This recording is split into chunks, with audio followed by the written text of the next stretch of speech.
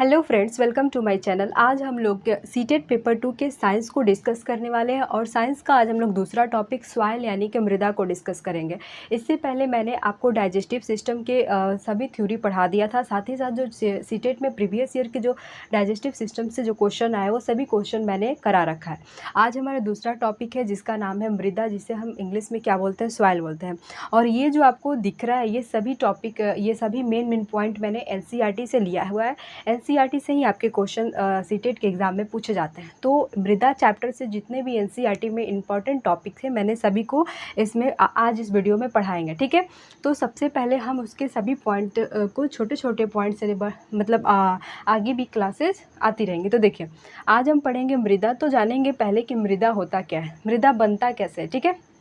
तो देखिए, जो सैल होते हैं जिसको हम क्या बोलते हैं, चट्टान भी बोलते हैं, जो सैल कणों और ह्यूमस की मिश्रण को हम लोग क्या बोलते हैं, मृदा बोलते हैं।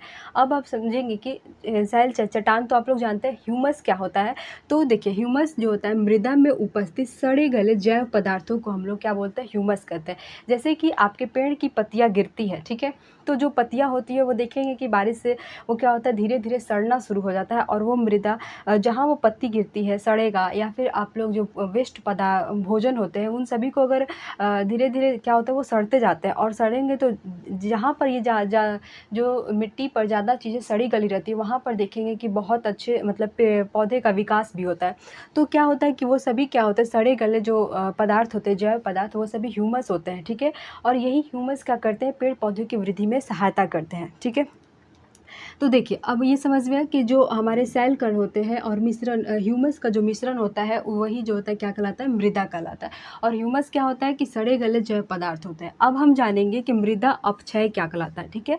तो देखिए, मृदा अपक्षय क्या कहलाता है, पवन यानी कि हवा और जल और जलवायु की क्रिया से चट्टानों के टूटने पर मृदा का निर्माण होता है। यही प्रक्रम क्या कहलाता है, अपक्षय कहलाता है। यानी कि मृदा कैसे बनती है इसके बारे में बात किया गया है। तो जो हमारे जल है, फिर इसके बाद वायु हो गया, जलवायु के जो प्रक्रिया है, इसे चलता है, इसे चलने से जो चट्टान होता है वो टूटते हैं। टूटने से क्या होता है कि मृदा का निर्माण होता है, ठीक है।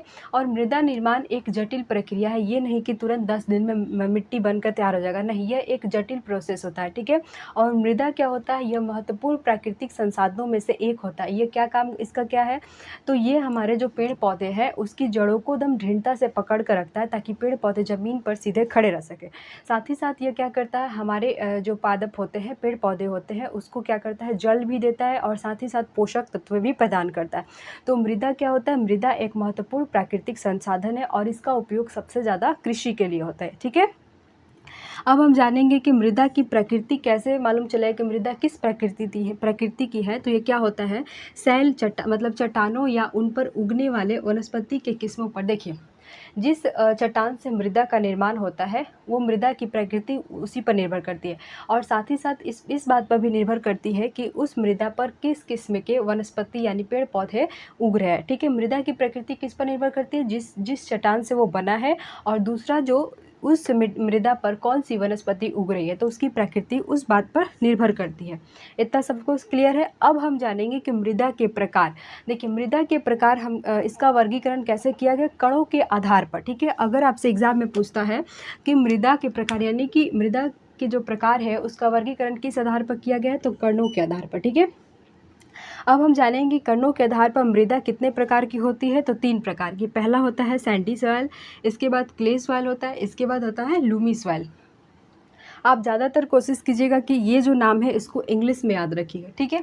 अब इसमें क्वेश्चन पूछता है, ये आपके बहुत इंपॉर्टेंट है, VVI है, यहाँ से बहुत बार क्वेश्चन आपका आया हुआ है, ठीक है। तो हम एक एक करके इन सभी चीज़ों को ध्यान से समझेंगे। देखिए, सबसे पहले बात करते हैं हम सैंडी सॉइल, जिसे हम बलुई मृदा कहते हैं। देखिए, बलुई मृदा क्या है, तो इसके पार्टिकल जो होते हैं बहुत बड़े बड़े होते हैं। जैसे कि आप बलुई जो बालू देखते हैं, अगर उस जो बालू एक अलग चाल के रखा जाता है और एक होता है कि मिट्टी में पाया जाता है, वो बलुई मृदा ही होता है। तो उसको आप उठाइएगा तो आप देखेंगे कि उसके पार्टिकल्स क्या होते हैं, बड़े बड़े होते हैं। बालू क्या होता है, ऐसे बड़े बड़े ऐसे बड़े बड़े तब इसके पार्टिकल्स बालू के पाए जाते हैं, ठीक है।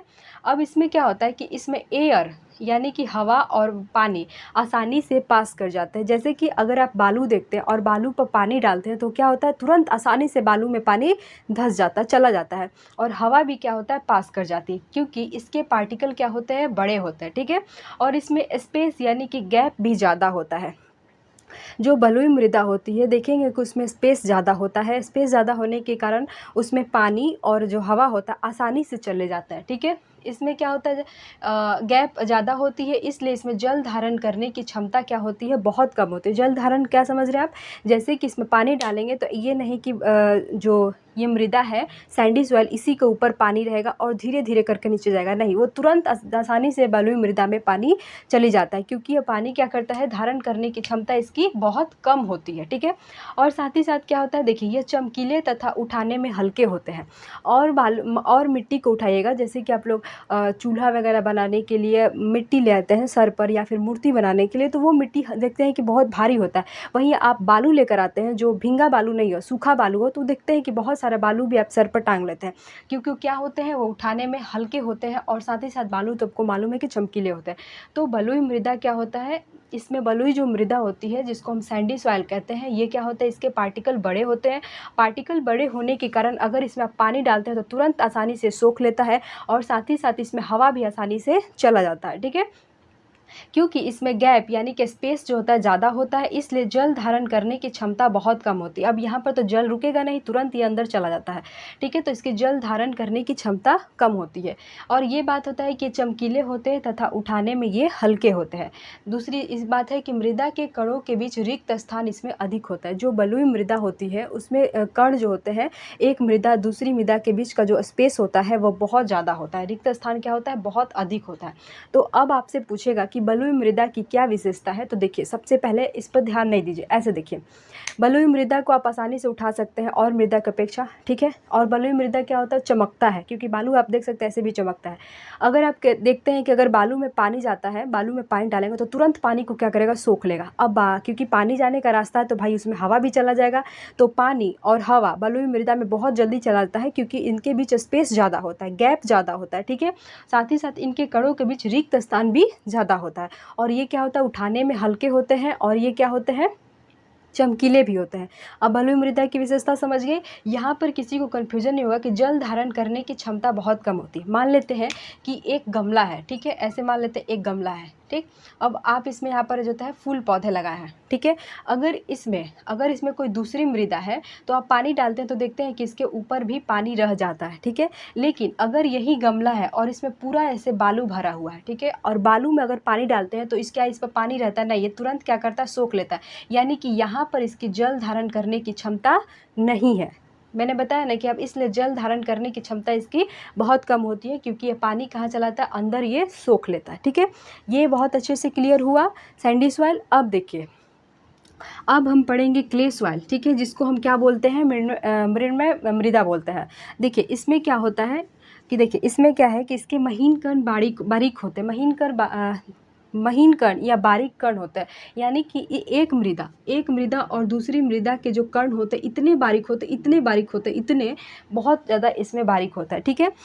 तो इसमें क्या होता है, इसके क्ले मृदा में जो होते हैं महीन कण और जो महीन कण होते हैं, इसके पार्टिकल्स महीन कण होते हैं, बारीक कण होते हैं, यानी कि बहुत छोटे कण होते हैं। इनके बीच में स्पेस न के बराबर होता है। अब देखिए इतने छोटे होते हैं कि इनके बीच जो स्पेस होता है वो नहीं के बराबर होता है, ठीक है। इनके बीच में स्पेस क्या होता है, नहीं के बराबर होता है, तथा इनके बीच में गैप भी नहीं होता। अब मान लेते हैं किसी के बीच ऐसे स्पेस ही नहीं है तो गैप कैसे हो जाएगा, खाली तो जगह रहेगा नहीं, क्योंकि इनके जाने के, मान लेते हैं ऐसे है, इसमें जाने का स्पेस ही नहीं है। मान लेते हैं दो क्ले मृदा है, मेरे दोनों हाथ जो सटे हैं ये क्ले मृदा है ना। अब इनके बीच कहीं से आपको स्पेस दिख रहा है, नहीं दिख रहा। जब स्पेस दिख ही नहीं रहा है तो इसमें क्या होता है, जल जाएगा नहीं जाएगा, हवा जाएगा नहीं जाएगा। देखिए वही बात है कि इनके बीच में स्पेस जो होता है न के बराबर होता है, और इनके बीच में गैप भी कम होता है, ठीक है, गैप भी कम होता है, जिसमें एयर भी क्या होता है, कम जाएगा, और साथ ही साथ इसमें जल धारण करने की क्षमता अधिक होती है। देखिए इसमें बात करते हैं कि ये क्या होता है, इसमें क्या होता है, जल धारण करने की क्षमता कम होती है। मैंने जल धारण बताया था तो उसको भी समझेंगे। यहाँ पर देखिए मृदा के कणों के बीच रिक्त स्थान कम होता है, ठीक है। जैसे इसमें ह्यूमस भी पाया जाता है। अब देखिए मान लेते हैं ये एक पौधा है, मान लेते हैं ये गमला है, ठीक है, और इसमें क्या है, क्ले सॉइल ऐसे बहुत भरा हुआ है, पूरा ऐसे क्ले सॉइल आपका इस गमला में भरा हुआ है, ठीक है, पूरा भरा है, ठीक है। इसमें आपने एक पौधा लगाया, इसमें क्या डाले हैं, इसमें क्ले सॉइल डाले हैं। देखिए अब हम समझेंगे इनके जो क्ले सॉइल है, इनके जो कण होते हैं बहुत महीन होते हैं, इतने महीन होते हैं कि आप दोनों के दो कण के बीच अंतर नहीं कर पाते, ठीक है। इनके बीच में स्पेस न के बराबर होता है, जो ये स्पेस है इनके बीच में न के बराबर होता है, ठीक है, जो आपको स्पेस दिख रहा है ये न के बराबर है। अब देखिए इनके बीच में क्या होता है, गैप भी कम है। अब यहाँ पर जो एक मृदा और दूसरी मृदा के बीच जो गैप है वो बहुत कम है, ठीक है, जिसमें एयर भी बहुत कम पास होता है। अब इतना बहुत ज़्यादा जो होता है गैप होने के कारण जो हवा है, जो इधर से हवा आ रही है वो क्या अंदर जा पाएगी, नहीं, बहुत कम पास होता है क्योंकि गैप ही नहीं है, ठीक है। इसके बाद होता है कि इसमें एयर भी कम पास होता है तथा देखिए जल धारण करने की क्षमता अधिक होती है। ये लाइन समझिएगा कि जल धारण करने की क्षमता क्या पूछ रहा है यहाँ, जो जैसे कि आप इसमें पानी डालें, ठीक है, तो इसके अंदर स्पेस ही नहीं है तो पानी जाता नहीं है, बहुत धीरे धीरे धीरे रिसेगा, ठीक है। तो क्या होता है कि पानी यही रुक जाती है, तो इसमें जल धारण करने की क्षमता क्या होता है, ज़्यादा होता है। जैसे कि आप धान के खेत में देखते हैं कि धान की जो मिट्टी होती है वो कैसी होती है, क्ले चिकनी मृदा में होती है, मृतिका में होती है, जिसके कण आपस में बहुत सटे होते हैं। जब कण सटे रहते हैं तो पानी नीचे नहीं जाता और धान के खेत में पानी आपको दिखेगा, ठीक है। और वही बात मैंने इसमें किया था, तो इसमें क्या होता है, स्पेस ज़्यादा है, जैसे ही पानी डालेंगे नीचे चला जाएगा, यानी कि जल धारण करने की इसमें क्षमता बहुत ही ना के बराबर है। और यहाँ पर जल धारण, यहाँ पर तुरंत जल, इसमें जल आपको दिखेगा। अगर इस मिट्टी का गमला में पौधे रोप रहे हैं तो ऊपर में आप पानी डालेंगे तो पानी यहाँ पर रह जाता है, ठीक है। तो यही कहलाता है कि जल धारण करने की इसमें क्षमता अधिक होती है। देखिए मृदा के कणों के बीच रिक्त स्थान कम होता है, जो ये मृदा आपको दिख रहा है इनके कण के बीच रिक्त स्थान जो होता है बहुत कम देखने को मिलता है, ठीक है। अब इसमें ह्यूमस भी पाया जाता है, क्ले सॉइल में क्या पाया जाता है, ह्यूमस पाया जाता है। और ह्यूमस मैंने पढ़ाया है क्या कहलाता है, कि मृदा में उपस्थित सड़े गले जैव पदार्थ होते हैं, ठीक है, ह्यूमस होते हैं। तो देखिए इस मृदा में हम कौन कौन से चीज़ उगाते हैं, तो गेहूँ उगा सकते हैं, चना उगा सकते हैं, बाजरा उगा सकते हैं, शकरकंद उगा सकते हैं। ये आपके एनसीईआरटी के एग्जाम्पल दिए हुए हैं। हो सकता है आपके इस पर क्वेश्चन पूछे जा सकते हैं कि क्ले सॉइल में इनमें से कौन चीज़ें नहीं उगती है, उगाई जाती है, ठीक है, इसलिए मैंने एग्जाम्पल भी आपको ले रखा है। ये दोनों क्लियर हुआ, फिर से इसको समझते हैं तभी आप इसको समझिएगा। देखिए मैंने क्या बताया था कि एक गमला है, उसमें क्या है, आप बालू भर लिए हैं, ठीक है। अब देखिए यहाँ पर इसमें क्या होता है, बालू के जो कण होते हैं, देखिए समझिए, बालू के जो कण होते हैं वो क्या होते हैं, बड़े बड़े होते हैं। जब बड़े बड़े बालू के कण होते हैं तो उसमें पानी डालिएगा तो क्या होता है, तुरंत सोख लेते हैं, यानी कि जल धारण करने की क्षमता इनकी क्या होती है, यहाँ पर क्या लिखा है कि इसलिए जल धारण करने की क्षमता बहुत कम होती है क्योंकि तुरंत सोख लेता है, यहाँ पानी ऊपर में नहीं बचता है, ठीक है। इसके बाद देखिए इनके जो गैप होते हैं, स्पेस जो होता है इनमें ज़्यादा होती है, इसीलिए हवा भी चला जाता है और पानी भी अंदर तुरंत आसानी से चला जाता है। और ये आपको बालू कैसे दिखते हैं, चमकीले होते हैं। साथ ही साथ इसको उठा कर रखिएगा, भींगा बालू नहीं, जो सूखा बालू होता है उसको उठाइएगा तो आपको हल्का लगेगा, तो ये क्या होता है, उठाने में हल्के होते हैं। इसके साथ मृदा के कणों के बीच रिक्त स्थान ज़्यादा होता है। ये तो आपकी बलुई मृदा है, आप बालू को भी इसको बैठा सकते हैं, बालू को देखकर। इसके बाद आते हैं आपका क्ले सॉइल होता है। क्ले सॉइल होता है, चिकनी मिट्टी होती है। चिकनी मिट्टी कैसी होती है, तो इनके बीच क्या होता है, इनका जो कण होता है चिकनी मिट्टी का बहुत बारीक होता है, बहुत महीन होता है, ठीक है। और इनके बीच में स्पेस जो होता है न के बराबर होता है। यहाँ पर आपको स्पेस दिख रहा है लेकिन ये स्पेस क्या होता है, न के बराबर होता है, ठीक है, बहुत कम स्पेस होता है। और जब आप इसमें पानी डालेंगे तो नीचे जो पानी जाएगा, जैसे इसमें पानी डालें आप, ठीक, तो ये जो गमला है इसके जो नीचे पानी जाएगा बहुत धीमी धीमी रिसेगा, तो इस पर पानी डालेंगे तो इस पर पानी रह जाता है, तो यानी कि जल धारण करने की इसकी क्षमता अधिक है क्योंकि यहाँ पर जाकर पानी रुक जाता है, ये नीचे नहीं रिसता है। यहाँ तक समझ में आ गया। देखिए एयर, इसमें एयर भी कम पास होती है क्योंकि पार्टिकल जो होता है बहुत सटे होने का इसमें एयर भी बहुत कम पास होती है, और पानी भी, पानी जब कम पास होगा तो यहाँ पानी रह जाएगा, तो यही क्या कहलाता है, जल धारण क्षमता इसकी अधिक है, ठीक है। या इसमें क्या होता है, आपको ह्यूमस भी पाए जाते हैं, ह्यूमस पाए जाते हैं। और मृदा के कणों के बीच रिक्त स्थान कम होता है, इनके बीच रिक्त स्थान आपको कम देखने को मिलेगा। जैसे कि आप क्या कह सकते हैं, इसमें कौन कौन सी चीज़ें उगा सकते हैं, गेहूँ भी उगा सकते हैं, चना भी उगा सकते हैं, बाजरा भी उगा सकते हैं और शकरकंद भी उगा सकते हैं, ठीक है। यहाँ तक आपको समझ में आया। अब देखिए, अब जो आपको ये लूमी सॉइल दिख रहा है, देखिए जो लूमी सॉइल है जिसको हम दुमटी मृदा कहते हैं, ये मृदा क्या होता है कि इसमें इसके भी पार्टिकल देखने को मिलेंगे और इसके भी, और ये दोनों के पार्टिकल इसमें पाए जाते हैं। देखिए इसको समझेंगे कैसे, देखिए इसमें क्या होता है, सैंडी सॉइल में बड़े पार्टिकल होते हैं और क्ले सॉइल में क्या होता है, छोटे पार्टिकल होते हैं। तो लूमी सॉइल में क्या होता है कि इसमें बड़े पार्टिकल और छोटे पार्टिकल दोनों बराबर मात्रा में होते हैं। मतलब जो होता है इसमें बलुई मृदा और ये मृण्मय मृदा जो क्ले मिट्टी होती है, चिकनी मिट्टी होती है, इन दोनों के पार्टिकल आपको बराबर मात्रा में देखने को मिलेंगे। ठीक है, तो इसमें क्या कर रहे हैं कि बिग पार्टिकल यानी कि बड़े पार्टिकल और छोटे पार्टिकल दोनों बराबर मात्रा में होते हैं किसमें, लूमी मृदा में। ठीक है, जिसको हम क्या बोलते हैं, दुमटी मृदा। देखिए यह क्या होता है, यह सैंडी और क्ले के बराबर का मिश्रण होता है। मतलब सैंडी सॉइल भी और क्ले सॉइल को जब आप बराबर मात्रा में मिला दे, 25 ग्राम इसको भी 25 ग्राम इसको भी बराबर मात्रा में से मिक्स कर दे, तो वो कौन सा मृदा बन जाता है, वो लूमी मृदा बन जाता है। ठीक है, लूमी सॉइल बन जाता है। तो देखिए इसमें पार्टिकल ना तो बड़े होते हैं, इसमें पार्टिकल क्या होता है, ना तो बड़े होते हैं और ना ही छोटे होते हैं। यानी कि इसमें क्या होता है, बहुत बड़े था, इसमें क्या होता है, पार्टिकल बहुत छोटा था। तो इसमें क्या होता है, दोनों को मिलाइएगा तो ना तो पार्टिकल बड़े होते हैं और ना ही पार्टिकल छोटे होते हैं। ठीक है, देखिए अब दोनों को मिला दिए तो इसमें आपने देखा कि ह्यूमस पाया था, तो जाहिर सी बात है मिलाने के बाद इसमें भी ह्यूमस होगा, तो इसमें ह्यूमस भी पाए जाते हैं। इसमें लूमी सॉइल में ह्यूमस भी पाए जाते हैं। और ये क्या करता है, ये वाटर और एयर को सही मात्रा में धारण करता है। यह पौधे की ग्रोथ के लिए सहायता प्रदान करता है। जैसे कि आप समझ सकते हैं कि ये तो जल धारण करता ही नहीं और ये जल धारण करता है, तो जब दोनों को मिलाएंगे तो क्या होगा, जब दोनों को मिलाएंगे तो क्या होगा कि कुछ जल जाएंगे और कुछ जल नहीं जाएंगे। यानी कि जल धारण करने की क्षमता और वाटर जो होता है सही मात्रा में यह धारण करता है। आधा जाएंगे आधा नहीं जाएंगे, यही बात हो गई, क्योंकि दोनों को मिलाएंगे तो।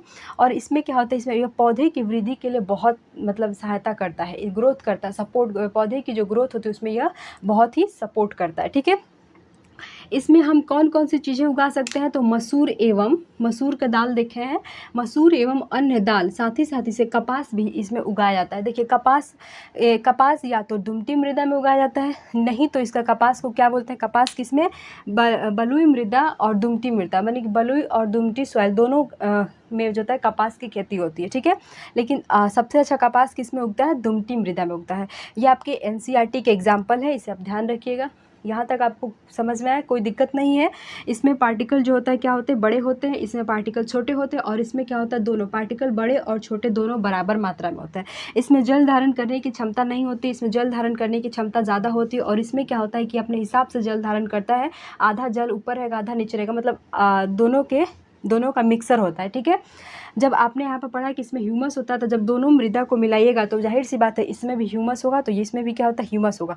और ये मृदा क्या करता है, ये पौधे की वृद्धि में सहायता प्रदान करता है, लूमी सॉइल। इसमें क्या होता है, मसूर एवं अन्य प्रकार की जो दाल की किस्में होती है वो और कपास इस मृदा में उगाए जाते हैं। ठीक है, इतना समझ में आया सबको। अब देखिए हम आगे पढ़ते हैं इसमें।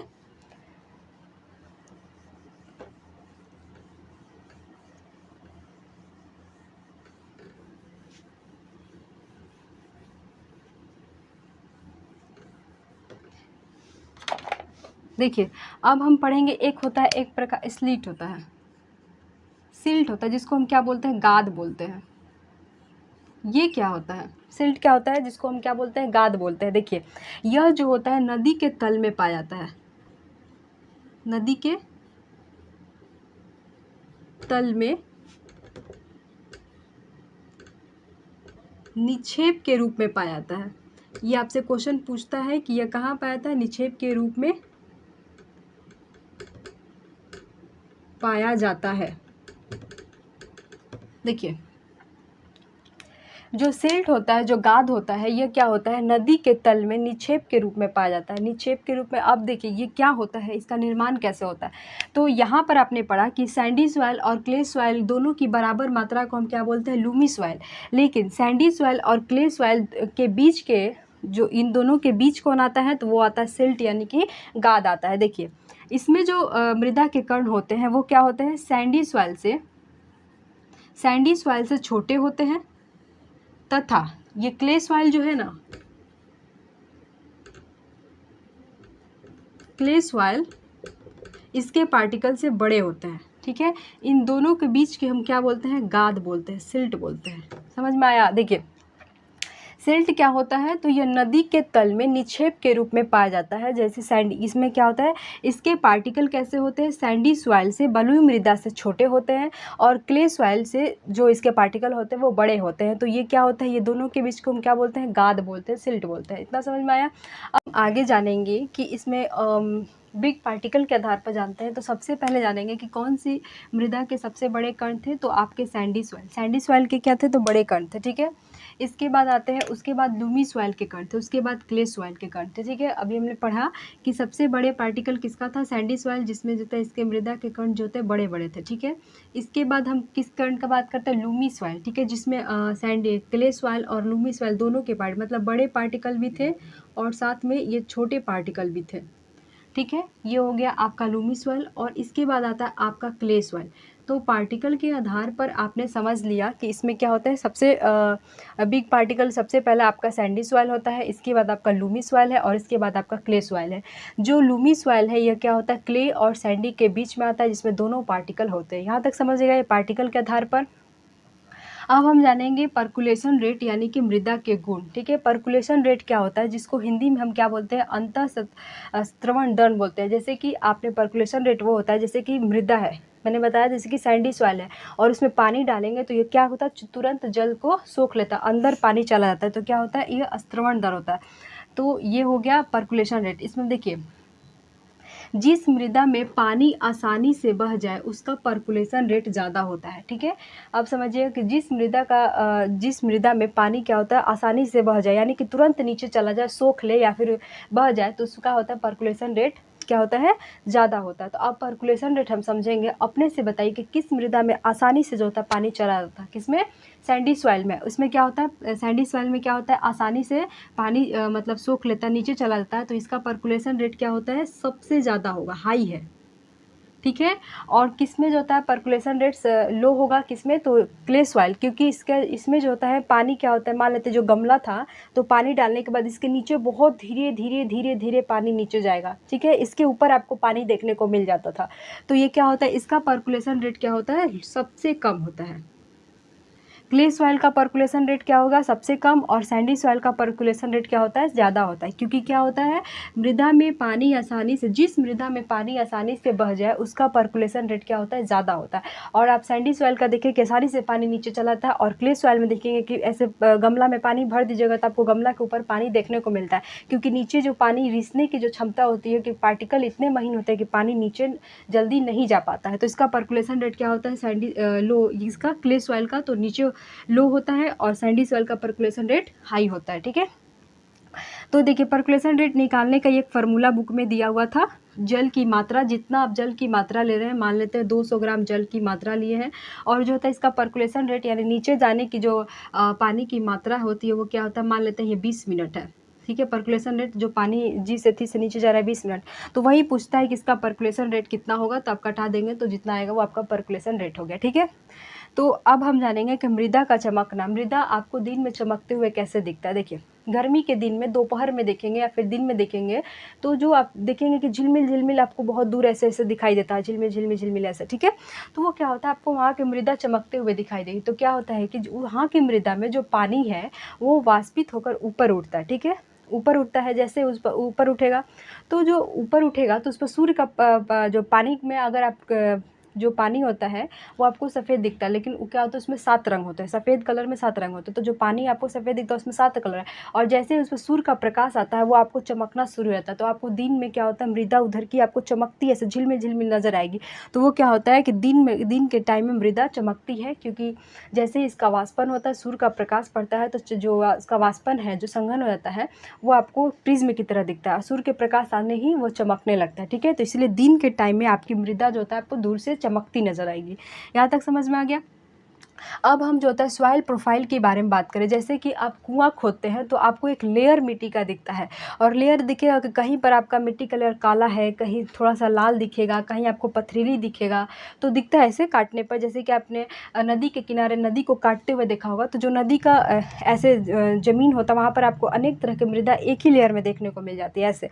तो वही ये लेयर है। तो यहाँ पर हम समझेंगे किस लेयर में मृदा कैसी होती है, ठीक है। देखिए, सबसे पहले हम नीचे से शुरू करते हैं। तो ये जो मृदा के सबसे निचली परत होती है उसको हम क्या बोलते हैं, आधार सेल यानी कि बेडरॉक, इसे हम आर से इंडिकेट करते हैं। ठीक है, यहाँ देखिए आधार सेल क्या होता है। पहले हम जान जाएंगे कि ये मृदा को हम किस आधार पर बांटते हैं।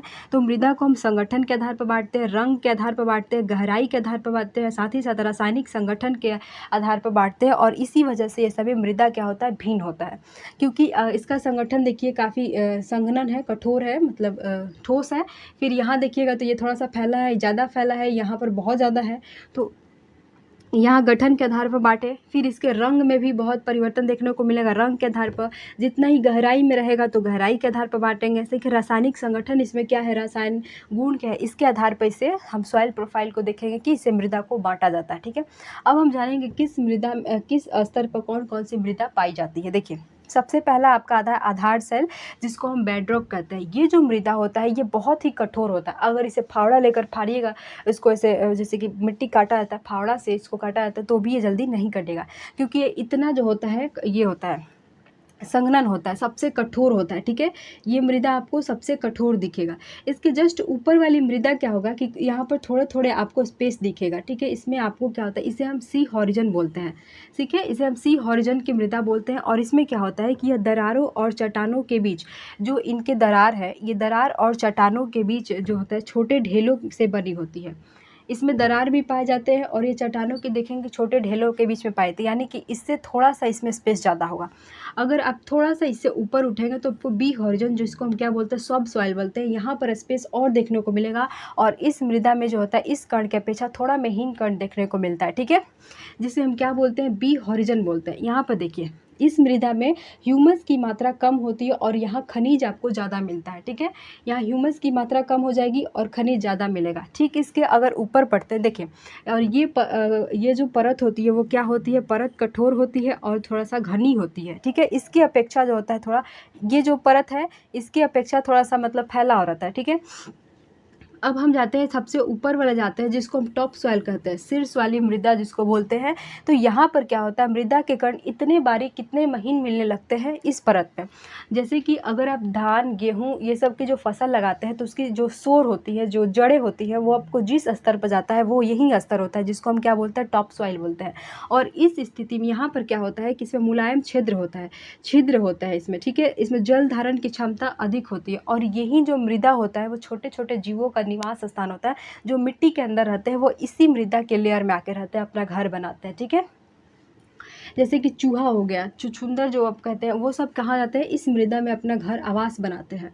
इसके बाद आपका ये जो परत दिख रहा है, ये वाली परत, तो ये क्या होता है, इसमें ह्यूमस की मात्रा ज़्यादा होती है, साथ ही साथ इसमें खनिज की मात्रा भी ज़्यादा होती है। और ये परत का रंग कैसा होता है, तो ये गहरे रंग का होता है। एक बार आपने नीचे से देखा, अब हम ऊपर से देखते हैं। देखिए जो मृदा की पहली लेयर होती है, जो सबसे ऊपर की लेयर होती है, वो कैसी दिखती है, गहरे रंग की। और उस लेयर में आपको ह्यूमस की मात्रा ज़्यादा दिखेगी, खनिज की मात्रा ज़्यादा दिखेगी। ठीक है, ये आपका पहला लेयर होगा। जैसे ही आप उस लेयर से थोड़ा सा नीचे आएगा तो आपका शीर्ष मृदा कहलाता है, जिसको हम ए हॉरिजन के नाम से बोलते हैं। इसमें क्या होता है कि इसमें जो छोटे छोटे पेड़ पौधे पादप होते हैं उसकी जड़ें यहाँ तक पहुँची रहती है। ठीक है, लेकिन ये जो मृदा होता है ये कैसा होता है, ये मुलायम होता है, यहाँ की मिट्टी मुलायम होती है, साथ ही साथ इसमें छिद्र होते हैं, जल धारण करने की क्षमता अधिक होती है, यानी कि यहाँ पर जल पाए जाते हैं, ताकि ये पेड़ पौधे जल जो होता है अपने अंदर सोख सके, उनको मिल सके। जल धारण क्या होता है, जल धारण की क्षमता उसमें अधिक होती है जहाँ पर आपके जल पाया जाता है, नीचे नहरी से। ठीक है, तो ये हो गया इसमें जल धारण। ये छोटे छोटे जीवों का क्या होता है, निवास स्थान होता है, यही कौन हो, तो टॉप सॉइल। ठीक है, उसके जस्ट नीचे आइएगा तो आपको सब सॉइल दिखेगा। यहाँ पर क्या होता है कि ह्यूमस की मात्रा कम हो जाती है और खनिज की मात्रा ज़्यादा रहती है। ठीक है, यहाँ तक ह्यूमस रहता है और यहाँ तक आने के बाद ह्यूमस खत्म हो जाता है, इसमें खनिज रहता है, इसे हम क्या बोलते हैं, सब सॉइल बोलते हैं। और ये जो परत होती है ये तो चिकनी मुलायम होती है, लेकिन ये परत क्या हो जाती है, कठोर हो जाती है। कैसी होती है, कठोर हो जाती है और घनी हो जाती है। लेकिन जैसे ही नीचे आएंगे तो निचला परत इससे भी घना हो जाता है। ठीक है, जिसे हम सी हॉरिजन कहते हैं। और ये क्या होता है, ये दरार और चट्टान के छोटे ढेलों से बनी रहती है, आपको दिख रहा है।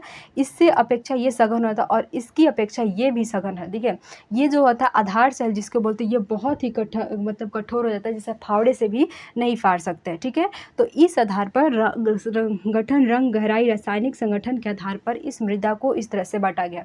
अगर आप कुएँ की जहाँ खोदाई हो रही है या फिर जो नदी के किनारे से जो मिट्टी निकालते हैं, तो आपको सेम टू सेम ऐसा ही परत वहाँ देखने को मिलेगा। जो सबसे नीचे वाली परत है उसमें खूब सारे मतलब अजीब किस्म के रहेंगे एकदम, जैसे कि वहाँ पर आप खोद नहीं सकते हैं, खुदाई नहीं कर सकते हैं, सबसे निचला परत। उसके बाद जो ऊपर आएगा उसमें बड़े-बड़े कंकड़ दिखेंगे। इसके बाद जो उसके ऊपर आएगा परत, उसमें थोड़ा-सा उस कंकड़ से छोटे कंकड़ हो जाते हैं। उसके बाद जो सबसे ऊपर आएगा तो उसमें मुलायम मृदा देखने को मिलते हैं, ठीक है? और इसके बाद जो सबसे ऊपर आएगा वो अब तो इसका लेयर हो गया जिस पे ह्यूमस और मिनरल देखने को मिलता है।